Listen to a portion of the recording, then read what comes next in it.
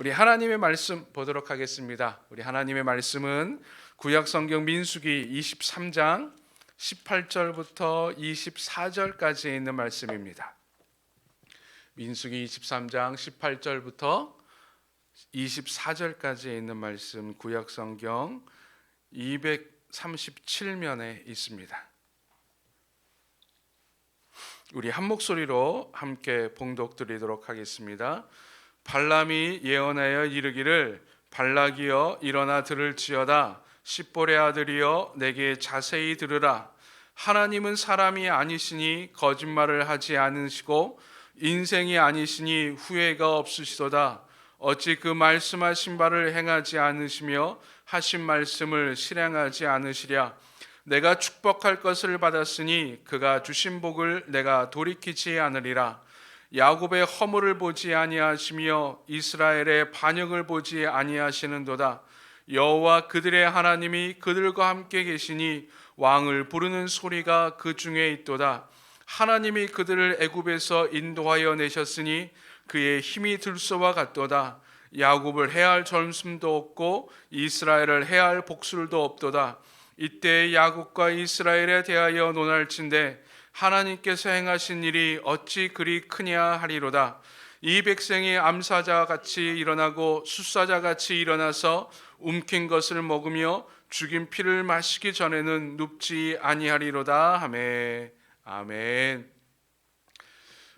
지독한 코로나19가 사람들을 더욱 불안에 떨게 합니다. 또한 지금 한국 교회는 절체절명의 위기 상황에 있습니다. 전도의 문이 닫혀 있고 기독교에 대한, 교회에 대한 호감은 땅에 떨어져 있고 반감만 늘어나고 있습니다. 어떻게 해서 이러한 위기가 우리 교회에 벌어지게 된 걸까?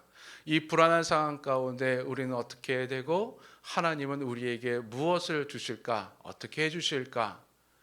이 질문에 대한 답을 오늘 우리가 읽은 본문에서 함께 찾기를 원합니다. 오늘 본문의 배경은 이렇습니다. 이스라엘 백성들이 출애굽해서 광야 생활을 하며 조금씩 하나님께서 약속하여 주신 가나안 땅으로 향하게 됩니다. 이제 거의 때가 다 되어서 이제 가나안 접경 지경에 이르게 됐는데, 이 가나안 접경 지역에는 수많은 민족들이 살고 있었고 에돔이라고 하는 민족을 하나님께서는 우회하라 그래서 에돔 지역을 우회해서 이제 가나안 땅으로 들어갑니다. 가나안 땅으로 들어가려다 보니 그 길에, 가나안 땅으로 가는 길목에 있었던 민족들이 있었는데 아모리 왕 시온과 바산 왕 옥을 마주치게 됩니다. 이스라엘 민족은 그들에게 우리는 당신들과 싸우지 않고 그저 길만 내주면 우리는 그 길을 통과해서 가나안 땅, 우리가 가고자 하는 땅으로 가겠습니다 라고 했지만, 이 아모리 왕 시온과 바산 왕 옥은 이스라엘 민족이 자신들의 땅을 지나가는 것을 용납하지 않습니다. 결국 이스라엘과 아모리와 바산은 서로 전투를 하게 되고, 전투의 결과 이스라엘은 승리하고 그들의 땅을 빼앗고 마침내 여리고 맞은편 모압 땅에 진을 치게 됩니다. 이 모압 평지도 주인이 없는 땅이 아니라 당시에 모압 왕이었던 발락이 지배하고 있었던 땅이었습니다. 모압 왕 발락이 이스라엘 민족이 자기의 땅에 진을 친 모습을 보게 됩니다. 그리고 발락은 불안을 겪게 됩니다. 잠을 제대로 잘 수 없게 됩니다.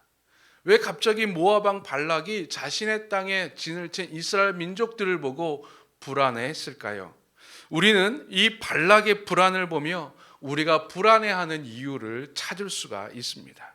그것은 보이는 것, 들리는 것에 대한 불안이었습니다. 모압 왕 발락이 불안해했었던, 두려워했었던 이유를 민수기 22장 2절과 3절에 이렇게 표현하고 있습니다. 십볼의 아들 발락이 이스라엘이 아모리인에게 행한 모든 일을 보았으므로, 아모리인에게 행한 모든 일이라고 하는 것은 좀 전에 말씀드린 그들과의 전투를 말합니다. 전투를 보았다라고 했는데 이 발락이 직접 보았던 것은 아니지요. 소문을 들었던 것이지요. 즉 발락은 이스라엘 백성들이 그들의 땅을 지날 때에 그들의 땅을 지났던 경계에 있었던 민족들을 어떻게 했는지를 소문을 들었던 것입니다. 그냥 놔두지 않고 다 전멸시키더라라고 하는 소문에 그는 마음이 불안해지기 시작합니다. 22장 3절에 보면은 이렇게 표현하고 있습니다. 이스라엘 백성이 많음으로 말미암아 모압이 이스라엘 자손 때문에 번민하더라. 이스라엘 백성이 많음으로 말미암아, 숫자가 이스라엘 민족들이 뭐 장정만 60만이었으니 어마어마한 사람들이 진을 치고 있었습니다. 거의 뭐 처음부터 끝까지 보이지 않을 정도로 그 수많은 사람들을 발락이 직접 보았으므로 불안에 떨기 시작합니다. 발락이 두려워했었던 이유는 들렸던 소문이었고 보았던 것이었습니다.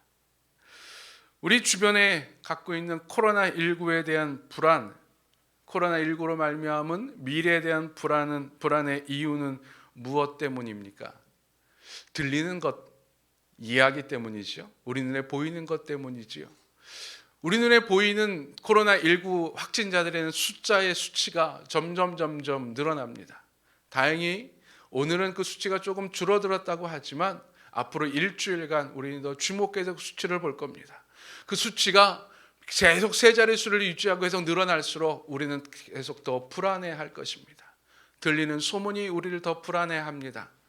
오늘 아침 뉴스를 보니, 기사를 보니 한 식당을 많이 운영했던, 또 성공한 사업가라고 불려졌던 한 연예인이 마지막 남은 식당을 정리했다고 합니다.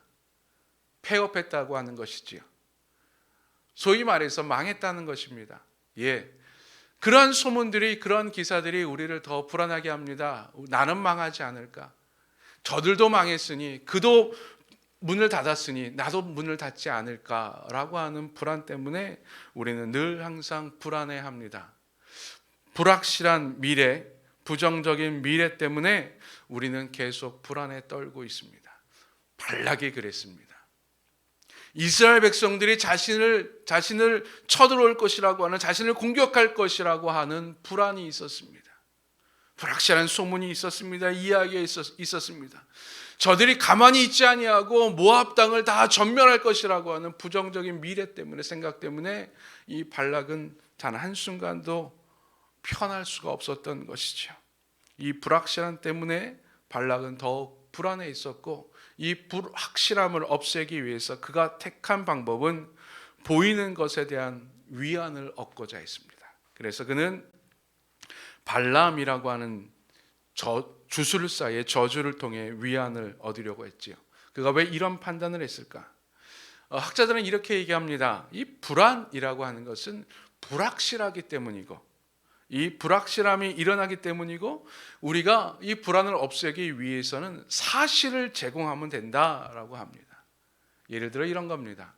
여러분, 공포 영화를 볼 때 우리가 불안해하고 공포에 떠는 이유가 뭡니까? 불확실하기 때문이에요. 귀신이 언제 어디서 나타날지 모르기 때문에, 무서운 장면이 언제 드러날지 모르기 때문에 우리는 늘 항상 긴장을 하고 불안해합니다. 이게 즉 불안은 불확실함, 정확한 팩트가 없기 때문이라고 하는 거예요. 그러나 팩트가 제공이 되면, 정확한 사실이 제공이 되면, 옆에서 그 공포 영화를 수십 번 봤던 사람이, 다 외운 사람이 좀 있으면 귀신 나올 거야, 좀 있으면 저 사람 죽을 거야 라고 이야기하면 공포 영화는 더 이상 우리를 불안해하게 하지 않습니다. 그저 그냥 편하게 바라보게 합니다. 팩트가 제공이 되면, 다른 이야기가, 다른 보여지는 것이 있다고 하면 우리는 그 불안에서 벗어날 수 있다라고 하는 것이죠. 그래서 사회적 불안의 제거 방법이 바로 사실 제공이라고 합니다. 우리나라는 그동안 코로나19의 방역의 모범적인 국가로 불려졌습니다. 그 이유는 정부 당국이, 방역 당국이 이 코로나19 확진자들에 대한 동선을 정확하게 제공했기 때문이라는 거예요. 몇 명이 걸렸고 몇 명이 검사를 받은지에 대해서 거짓이 아닌 정확한 팩트를 제공했기 때문에 그 팩트에 의해서 사람들이 불안해하지 아니하고 그 장소를 피한다든지 아니면 멀리한다든지 한다는 것이죠. 근데 요즘 더 불안해하는 이유가 뭡니까? 더 걱정하는 이유가 뭡니까? 소위 말해서 깜깜이 환자들, 즉 어디서 확진됐는지 모르는 사람들이 점점 많아진다고 하는 거예요. 그 비율이 증가된다고 하는 것이지요. 그래서 사람들이 더 불안해합니다. 불확실하기 때문입니다. 그래서 이 불확실함을 제거하기 위해서 방역 당국이 열심히 노력하고 있는 겁니다. 사실을 제공해 주기 위해서라는 것이죠. 팩트 제공이라는 겁니다. 사실 제공. 네, 여러분, 이 팩트라고 하는 것은 다 보이는 것이고 들리는 것입니다. 즉, 우리가 보이는 것에 대한 불안은 보이는 것으로 해결하려고 합니다. 들리는 것에 대한 불안은 들리는 것으로 해결하려고 합니다. 이 발락 왕이 그랬습니다. 발락 왕이 이스라엘 백성들이 수많은 그 많은 숫자를 보고 이 보이는 것에 대한 불안을 보이는 사람에 대한 것으로 해결하려고 했어요. 당시에 발람은 저주 주술가로 유명했던 자였습니다. 대단한 사람이었어요. 그가 한번 저주를 내리면 꼭 저주를 받게 된다라고 하는 사실이 있었습니다. 팩트에 소문이 있었어요. 그래서 발락은 발람 저주 주술가를 데리고 옴을 통해서, 그를 봄을 통해서 그의 불안을 해결하려고 했어요. 또 발람이 저주를 이스라엘 백성들에게 내뿜는 것을 들음으로 말미암아 들음으로 인한 불안을 해결하려고 했었습니다. 그래서 그는 발람을 데려오는데 자기가 가진 모든 것을 다 쏟았어요. 즉, 보이는 것에 들리는 것에 발락은 점점 더 집착하게 됩니다. 발람이 와서요, 이스라엘 백성을 저주하려고 했었는데 저주가 잘 안 돼요. 그러자 발락이 생각한 것이 무엇이었냐 하면은, 발람이 이스라엘 백성들을 다 봤기 때문에 이게 저주를 제대로 하지 못하는구나. 그래서 이스라엘 백성들이 안 보이는 곳으로 데리고 가서 거기서 또 저주를 하게 합니다. 보이는 것 때문에 그렇다라고 생각되어지는 것이죠. 보이는 것으로 판단하고 보이는 것에 집착하게 됩니다. 여러분, 우리가 불안해하는 이유는 바로 여기에 있습니다. 보이는 것에 집착하기 때문이에요. 들리는 것에 집착하기 때문입니다. 내 통장에 적혀 있는 숫자에 내가 집착하기 때문에 내가 더 불안해하는 것입니다. 내 눈에 보이는 숫자에 내 눈에 보이는 모든 것에 집착하기 때문에 내가 더 불안해하고 더 염려합니다. 그래서 그 불안을 해결하기 위해서 보이는 것에 들리는 것에 더 집중하게 되죠. 더 집착하게 되죠. 발락이 이제 발람을 저주 주술가 발람을 모시러 갑니다. 근데 이 발람을 데리고 오는데 그냥 데리고 오지 않습니다. 최고의 저주 주술관이 거기에 걸맞게 대우를 해줘요. 처음에는 자기의 신하 중에 몇몇 사람을 보냅니다. 그리고 그들의 손에 복채를 들게 해요. 소위 말해서 이제 재물을 가지고 갑니다. 그런데 하나님께서 이 발람에게 나타나셔서 발람이 발락에게 가지 못하게 해요. 즉, 이스라엘 백성들을 저주하지 못하게 막습니다. 몇 번을 더 발락이 발람에게 청을 합니다. 결국 발람은 이 하나님께서 가지 못하게 하는 것을 거부하고 거절하고 발락을 따라 모압 땅으로 가서 이스라엘 백성들을 저주하려고 합니다. 그가 하나님의 뜻을 알고 있음에도 불구하고, 저주하지 못한다고 하는 사실을 알고 있음에도 불구하고 발람이 결국 하나님과 다른 길을 가게 된 이유는 무엇 때문일까요? 그것은 발람이 가지고 있었던 그의 욕망 때문이었어요. 이 모압 왕 발락이 온갖 선물과 권세로 발람을 움직이게 합니다. 처음에는 신하 일부를 데리고 갔는데 발람이 말을 듣지 않으니 더 높은 고관 대작을, 더 많은 사람들을 발람에게 데리고 갑니다. 발람을 모시러 가게 합니다. 그러자 이 발람의 마음이 움직이는 거예요. 야, 모압 왕이 나를 이 정도로 생각하는구나. 야, 내가 저주 한 번만 하면 발락이 가지고 있던 수많은 재물들을 내가 내 것이 될 수 있겠구나. 내가 큰 부자가 될 수 있겠구나. 내가 큰 권력을 누릴 수 있겠구나라고 하는 욕망이 꿈틀거리기 시작하고, 하나님께서 가지 말라고 말씀하셨음에도 불구하고 그는 계속 하나님께 치근덕댑니다. 결국 그는 하나님의 음성을 무시한 채 따라가게 되죠. 이 욕망이라고 하는 것, 탐욕이라고 하는 것은요, 하나님의 뜻을 벗어난 내 주관적 판단이기도 합니다. 이런 거예요. 혹시 하나님께서 다른 말씀하지 않으실까? 이 발람이 가면서 이런 생각을 했을 거예요. 혹시 내가 가서, 지금은 하나님께서 이스라엘을 저주하지 말라라고 말씀하시지만 내가 혹시 가서 하면은 하나님께서 마음을 돌이켜서 이스라엘 백성들을 저주할 수 있게 하지 않을까라고 하는 일만의 헛된 기대를 가지고 발락을 따라갑니다. 왜냐하면 이 발락에 가서 이스라엘 백성들을 저주하지 않으면 이 약속한 모든 것이 다 헛된 것이 되기 때문이에요. 그럼에도 불구하고 간다고 하는 것은 일만의 헛된 기대를 가지고 있었던 것이지요. 이 발람의 욕심은 자신의 판단을 흐리게 합니다.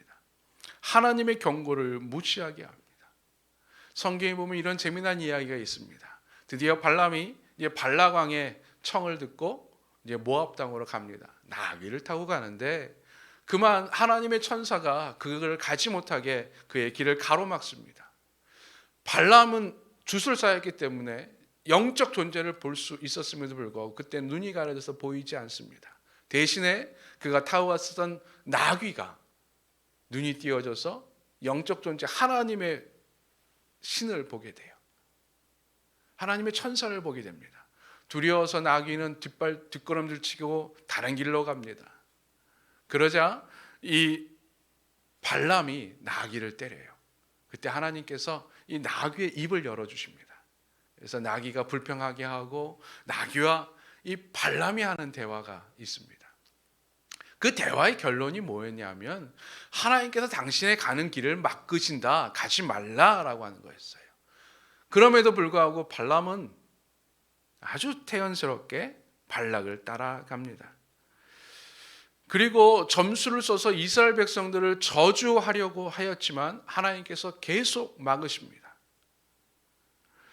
그냥 한 번 했는데 하나님께서 막으시면 이 주술을 가면 안 하면 되는데 또 다른 방법으로 하나님께서 혹시 이스라엘 백성들을 저주하실까라는 생각으로 자신의 점수를 계속 써서 하나님의 뜻을 어기려고 해요. 제 욕망 때문에 그런 겁니다. 여러분, 우리들의 욕망은 이렇게 만듭니다. 우리들의 욕망은 자꾸만 하나님의 뜻을 거절하게 하고 귀를 막게 하고 하나님의 뜻을 거스르게 하고 결국은 그들을 멸망시키게 합니다. 혹시 우리도 이 발람의 욕심 가운데 빠져 있지 않을까요? 교회가 지금 위기 상황을 맞고 있는 이유가 혹시 우리들의 이 욕심 때문이 아닐까요? 어떤 욕심일까? 이 말씀을 준비하면서 곰곰이 묵상해 보는데 이런 생각이 들었어요. 교회는 우리 그리스도인들이 가지고 있는 공통된 목표가 하나 있습니다. 그것이 뭐냐면 바로 하나님 나라입니다. 모든 그리스도인들은, 모든 교회는 하나님 나라를 꿈꾸고 하나님 나라를 세우기 위해서 헌신합니다. 이게 다 교회의 모습이에요. 근데 이 하나님 나라에 대한 잘못된 욕심이 우리를 다른 길로 가게 합니다. 여러분, 하나님의 나라는 우리가 생각하는 그런 나라가 아닙니다. 즉 권력을 가지고 다스리는 나라가 하나님의 나라가 아닙니다. 하나님의 나라는 하나님의 뜻이 발현되는 거예요. 드러나는 곳이 바로 하나님의 나라입니다. 즉 하나님의 정의와 하나님의 사랑과 하나님의 복음이 우리의 삶을 통해서 드러날 때 비로소 하나님의 나라가 그곳에 실현된다라고 이야기하죠. 그러나 일부 욕심이 있는 사람들이 하나님의 나라를 신정국가와 동일시합니다. 신정국가는 무엇입니까? 하나님의 신의 대리자가 통치하는 나라예요. 즉 하나님의 대리자가 통치하는, 즉 예전에 구약 성경에 나와 있는 이스라엘과 같은 나라를 꿈꾼다라고 하는 것이죠. 이스라엘과 같은 하나님의 대리자가 통치하는, 다스리는 나라가 되기 위해서는 뭐가 필요합니까? 권력이 필요합니다. 힘이 필요합니다. 그래서 하나님의 나라를 핑계로 권력을 잡으려고 하고 힘을 간직하려고 하고 끌어내리려고 하고 욕을 하고 비난을 합니다. 여러분, 하나님의 나라는 힘으로 이루어지는 것이 아니지요. 하나님의 나라는 권력으로 이루어지는 것이 아니지요. 하나님의 나라는 남을 비난해서 비판해서 이루어지는 것이 아니지요. 하나님의 나라는 사랑입니다. 하나님의 나라는 섬김입니다. 하나님의 나라는 희생입니다. 만약에 예수님께서 하나님의 나라를 권력으로 이룰 수 있다고 생각하셨더라면 십자가 달리지 않으셨을 거예요. 빌라도 총독 앞에서 당신의 권력을 가지고, 당신의 힘을 가지고 누르셨을 것입니다. 이스라엘 그렇게 다스렸을 것입니다. 그러나 하나님께서 원하시는, 예수님께서 원하시는 하나님의 나라는 그런 것이 아니에요. 근데 우리가 자꾸만 그런 욕심을 가져요. 하나님의 힘으로 통치되어지는 나라, 권력으로 다스려지는 나라를 꿈꿔요. 그래서 그건 외에 다른 것을 다 치우려고 합니다. 그 권력을 가지려고 합니다. 그러다가 그 욕심이 하나님의 뜻과 어긋나게 만들고 그 어긋난 삶이 하나님께서 멀어지게 하지요. 지금 우리 교회의 상황이 그런 상황이 아닌가 심히 염려스럽습니다. 일부 목회자의 모습이라고 치부하기에는, 일부 교회의 모습이라고 치부하기에는 한국 교회 속에 들어가 있는 이 잘못된 욕심이 어마어마함을 우리는 고백하지 않을 수가 없습니다. 이 상황 가운데 우리는 어떻게 해야 될까요? 이 상황 가운데 하나님께서는 우리들을 어떻게 해 주실까요? 이 모압 왕 발락이 계속해서 발람에게 매달립니다. 제발 좀 저주 좀 해라. 저 이스라엘 백성들을 저주해라고 이야기합니다. 그때에 발람이 이 발락 왕에게 했던 이야기가 오늘 우리가 읽은 본문에 있는 말씀입니다. 저주할 수 없고 그들의 복을 선포할 수밖에 없었던 이유에 대해서 이야기합니다. 우리가 성경을 읽을 때 시원한 아주 기분 좋은 이야기들이 있는데 그 중에 몇 안 되는 이야기 중에 하나가 바로 오늘 본문의 사건입니다. 이 발람이 진짜 발악을 하면서 이스라엘 백성들을 저주하라고 하지만 하나님께서는 이 발람의 입을 막으시고 오히려 발람의 입을 통해서 이스라엘 백성들을 축복하시고 이스라엘 백성들에게 허락하신 그 은혜를 이야기해 줍니다. 과연 발람을 통해 알려주신 이스라엘을 향한, 아니 우리를 향한 하나님의 은혜는 무엇입니까?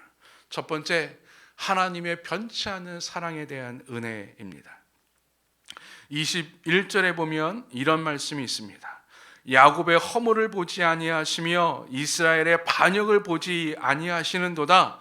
여호와 그들의 하나님이 그들과 함께 계시니 왕을 부르는 소리가 그 중에 있도다. 아멘. 우리가 사랑을 하며 불안해하는 이유가 무엇입니까? 그것은 그 사랑이 변하지 않을까라고 하는 생각 때문이에요. 혹시 저 사람이 나를 지금 미워하지 않을까? 나를 더 이상 사랑하지 않고 싫어할까라고 하는 생각 때문에 우리는 늘 불안해합니다. 하나님에 대해서도 마찬가지예요. 하나님이 우리를 사랑하신다고 이야기하지만 하나님의 그 사랑이 끝이지 않을까? 내가 잘못함으로 말미암아, 나의 죄악으로 말미암아 하나님이 나에 대한 사랑을 거두어가지 않을까라고 하는 불안이 우리 안에 있어요. 근데 하나님께서는 이 발람을 통해서 우리에게 선포하십니다. 하나님께서는 이스라엘의 허물을 보지 아니하시며 이스라엘의 반역을 보지 않는다라고 말해요. 즉 하나님은 우리의 행위로 말미암아 그 하나님의 사랑이 흔들리지 않는다라고 하는 거예요. 변치 않는다라고 하는 것이죠. 하나님은 한번 사랑하기로 한 것을 끝까지 사랑하신다고 하는 것입니다. 이 은혜가 우리의 삶 가운데 있는 줄로 믿습니다. 즉 우리가 지금 욕망 때문에, 욕심 때문에 하나님 곁을 떠난다 할지라도, 우리 한국 교회가 우리의 잘못 때문에 하나님 곁을 멀리한다 할지라도 하나님은 우리를 선택하신 것에 대해서, 우리를 사랑하시는 것에 대해서 절대 변하지 않는다라고 하는 거예요. 절대 흔들림이 없다라고 하는 것입니다. 예, 하나님은 우리를 끝까지 사랑하시는 줄로 믿습니다. 그 은혜가 우리에게 있는 거예요. 두 번째, 발람을 통해 알려주신 하나님의 은혜는 하나님의 구원의 은혜입니다. 22절에 이렇게 선포하고 있습니다. 하나님이 그들을 애굽에서 인도하여 내셨으니 그의 힘이 들소와 같도다. 아멘. 하나님께서 이스라엘 백성들을 구원하신 그 힘이 들소의 힘과 같다라고 이야기합니다. 이스라엘 백성들은 광야에서 늘 불평했어요. 하나님이 우리를 애굽에서 광야로 이끌어서 우리를 광야에서 다 죽게 한다라고 이야기하셨어요. 그들의 광야의 길은 죽음의 길이라고 생각했어요. 예, 먹을 것도 없었습니다. 목도 말랐습니다. 뜨거운 태양이 있습니다. 들짐승의 공격이 있었습니다. 잠시도 제대로 쉬지 못했었습니다. 그들을 공급할 수 있는 건 아무것도 없었어요. 그들의 눈에 보기에는 광야는 죽음의 땅이었어요. 아, 하나님이 우리를 광야로 이끌어서 우리를 다 죽이는구나. 그러나 그들은 죽지 않았습니다. 하나님께서는 그들을 인도하셨고 그들을 구원하셨습니다. 즉 지금 나의 광야의 길이 죽을 것 같다 할지라도 하나님은 우리를 절대 죽음의 길로 내몰지 않으시는 줄로 믿습니다. 우리를 구원하여 주신다라고 하는 것입니다. 지금 한국 교회가, 지금 우리의 교회가 위기의 상황이다, 힘든 상황이다 이야기한다 할지라도, 광야에 같이 목마른 상황이다 할지라도 하나님은 우리를 버려두지 않으실 줄로 믿습니다. 들소의 힘 같은 하나님의 능력이 우리의 교회를 이끌어가실 것이고 우리의 삶을 인도해 주실 줄로 믿습니다. 그것이 하나님의 은혜라고 하는 거예요.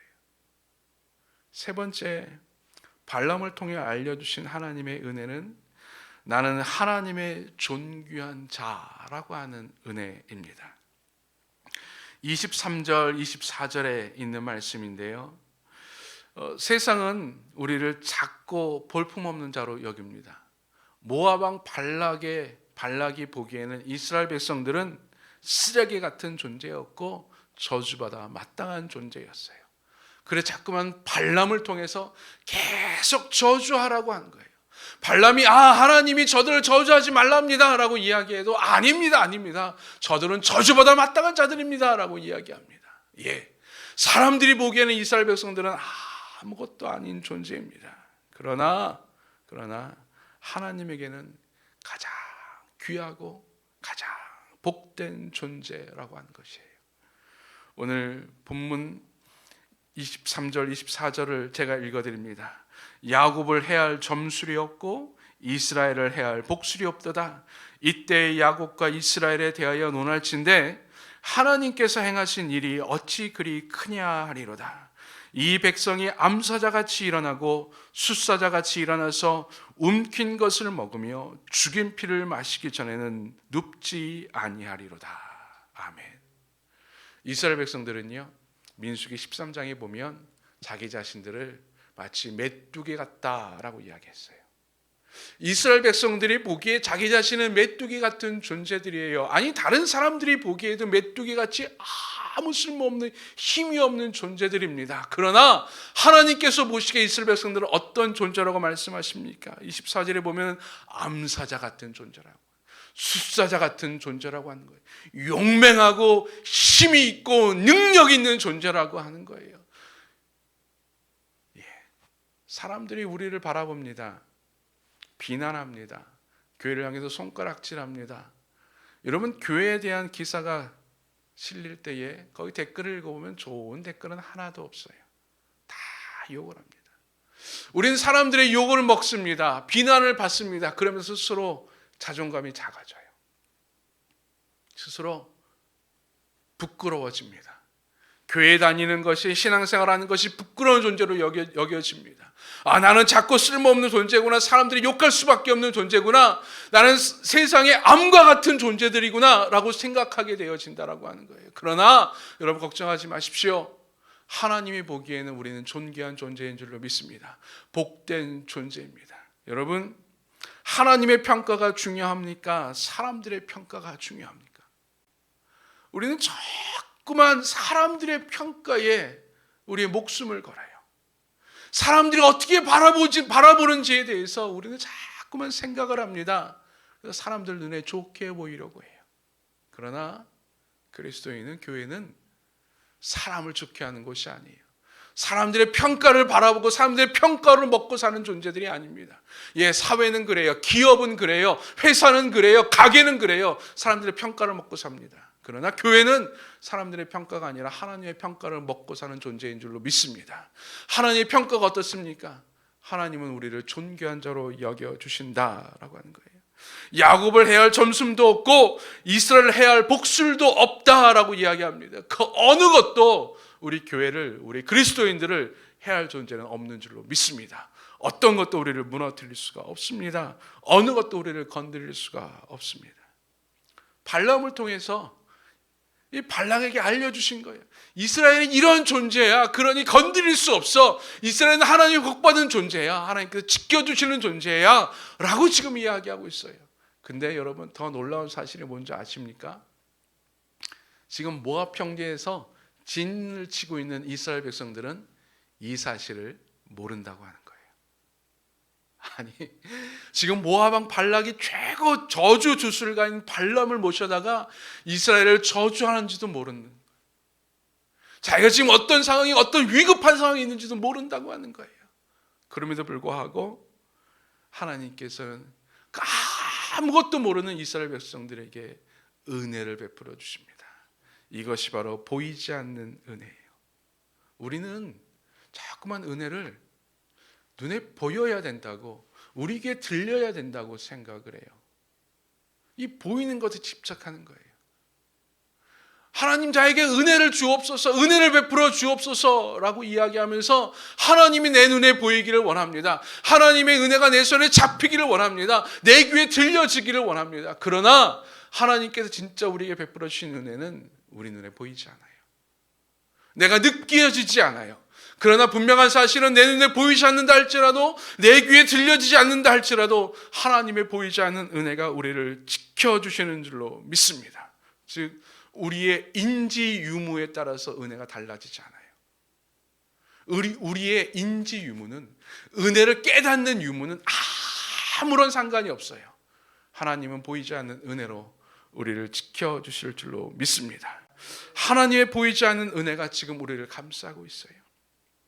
그래서 지금 이 불안의 상황에서, 이 위기의 상황에서 우리는 이겨낼 수 있습니다. 우리는 승리할 것입니다. 우리는 버텨낼 것입니다. 우리는 드디어 광야를 지나 가나안 땅으로 들어가게 될 줄로 믿습니다. 그 하나님의 보이지 않는 은혜를 기대하며, 그 보이지 않는 은혜 가운데 하나님의 지켜주심에 감사하며 순간순간 하루하루를 살아가는 저와 여러분이 되기를 간절히 축원드립니다. 우리 이 시간에 하나님께 함께 찬양하며 나아갑니다. 하나님의 은혜라고 하는 찬양인데요, 조금 힘들지만 우리 찬양팀이 부르는 찬양의 가사를 집중하며 그 찬양하길 원합니다.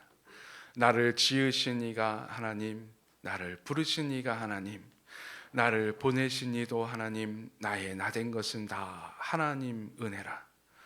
예, 여러분, 하나님의 은혜는 그렇습니다.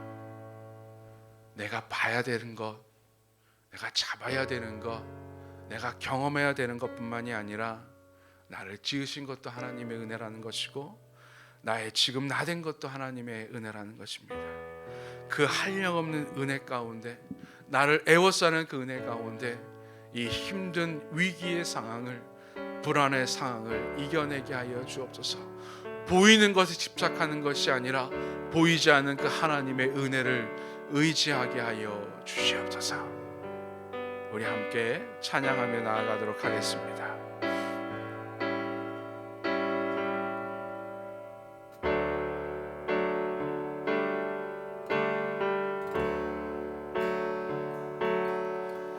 나를 지으신 이가 하나님, 나를 부르신 이가 하나님, 나를 보내신 이도 하나님, 나의 나 된 것은 다 하나님 은혜라. 나의 달려갈 길 다가도록, 나의 마지막 호흡 다하도록 나로 그 십자가 품게 하시니, 나의 나 된 것은 다 하나님 은혜라. 한량없는 은혜, 갚을 수 없는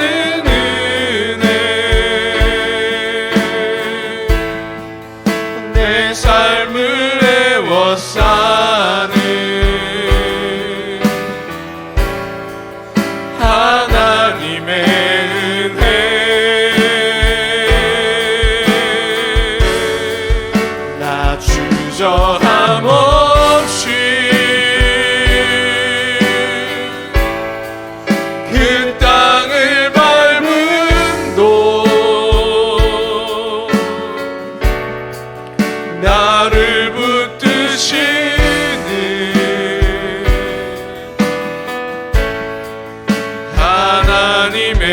한량없는 은혜 한량없는 은혜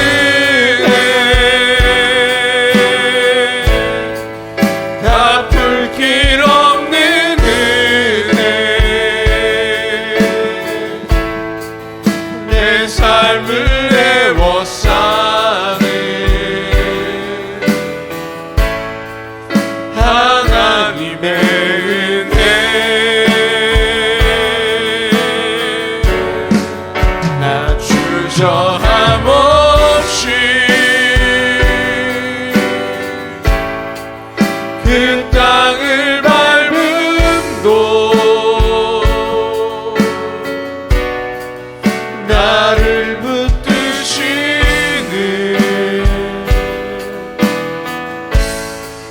하나님의 은혜. 여러분 혹시 보이는 것 때문에 들려지는 것 때문에 지금 불안하고 염려스러워하고 있지 않습니까? 걱정 가운데 힘든 가운데 좌절하고 있지 않습니까? 보이지 않는 하나님의 은혜를 의지할 수 있기를 간절히 바랍니다. 보이지 않는 그 하나님의 은혜가 나를 감싸주시고 나를 보호하시고 나를 끝까지 사랑하시며 나를 존귀한 자로 나를 칭하여 주시고 나를 붙들어 주십니다. 하나님이 이 위급한 상황 가운데 위험한 상황 가운데 보이지 않는 그 하나님의 은혜 가운데 살아가게 해주시고 버텨내게 해주시고 이겨내게 해주시고 극복하게 하여 주시옵소서. 불안해하지 않게 하여 주시옵소서. 욕망에 지지 않게 하여 주시옵소서. 우리 함께 간절한 마음으로 기도하며 나아갑니다. 오 아버지 하나님 감사합니다. 주님의 놀라운 은혜 가운데 살아가기 원합니다. 아버지는 비록 내 손에 잡혀지지 아니하고 내 눈에 보이지 아니하고 내 귀에 들려지지 않는다 할지라도 보이지 않는 그 하나님의 은혜가 내 삶을 애워쌀 줄 믿사오니 아버지 하나님 내 눈에 보여지는 것에 내 귀에 들려지는 것에 불안해 하나님이 은혜하게 하여 주시옵소서.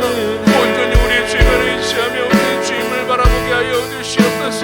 아버지 불안의 삶을 극복하게 해주시고 버텨내게 하여 주시고 이겨내게 하여 주시옵소서. 아버지 하나님 보이는 것 집착하는 보이는 것에 아버지 너무나 아버지 하나님 함몰되어 있는 우리들의 눈을 아버지 하나님께로 향하여 들 수 있게 하여 주옵소서.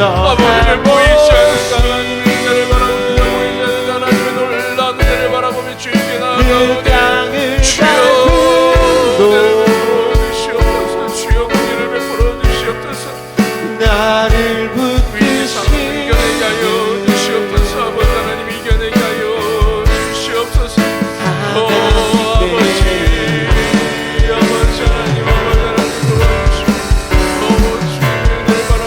양없는 은혜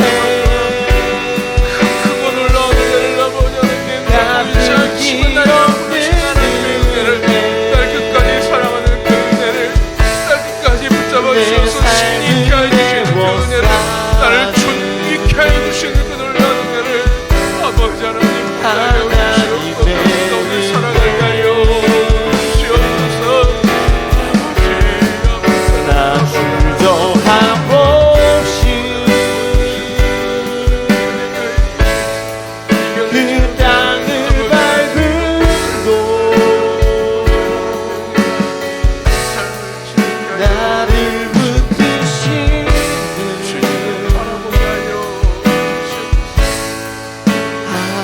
하나님의